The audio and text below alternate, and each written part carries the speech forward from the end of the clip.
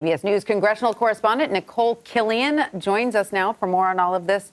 Hi, Nikole. So what does Tuesday night's loss mean for Congresswoman Cheney's political future? Because it doesn't necessarily mean the end, does it?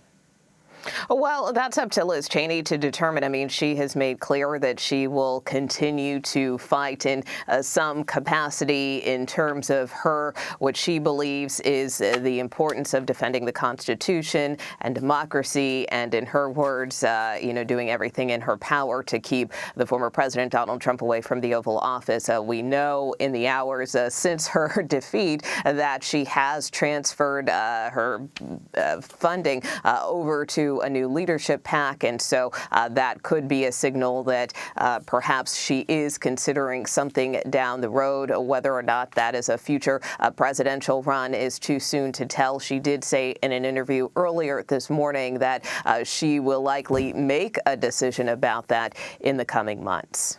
And there are two Republicans seated on the January 6th Select Committee. You have Representative Cheney as the vice chair, Representative Adam Kinzinger of Illinois. He isn't running for re-election. But how does Cheney intend to almost continue her battle, save for any presidential run announcement, to keep former President Trump out of the Oval Office? I mean, she can certainly continue to be a thorn in his side as, just as who she is. Is there any clues as to where she might go next?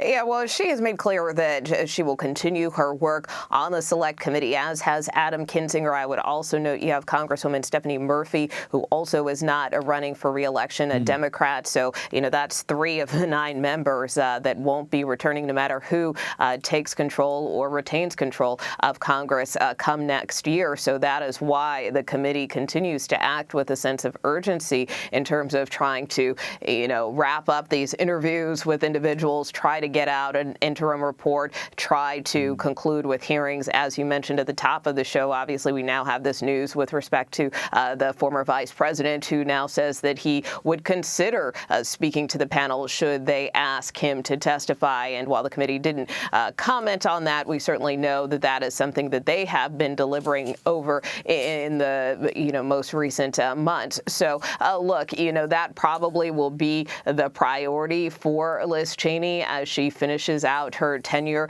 in Congress. And again, in terms of what's next, I think remains to be determined. It's obviously up to her to write that next chapter.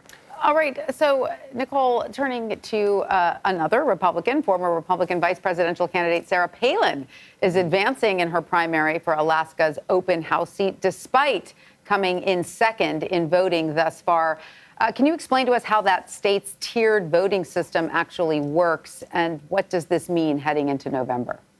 Yeah, so basically this is ranked choice voting, which in essence the top vote getter is the person who potentially advances. I mean, in terms of voters, what they get to do is they get to rank their choice in terms of candidates. And so if that top individual who gets the most votes gets over 50% of the vote, then that candidate wins. But when that doesn't happen, then what you see is that the person who has the least amount of votes then gets kind of kicked off the pile, if you will, and then their votes get tabulated in terms of who voters ranked as the second choice. And so, basically it's a system where ultimately we can see some shifting dynamics in terms of who's up and who's down. But the bottom line, as far as it pertains to Sarah Palin, is that she did at least acquire enough votes to advance to the next round, if you will. And so, of course, this is for a seat to replace the late Don Young, who was the longest-serving Republican in Congress, often referred to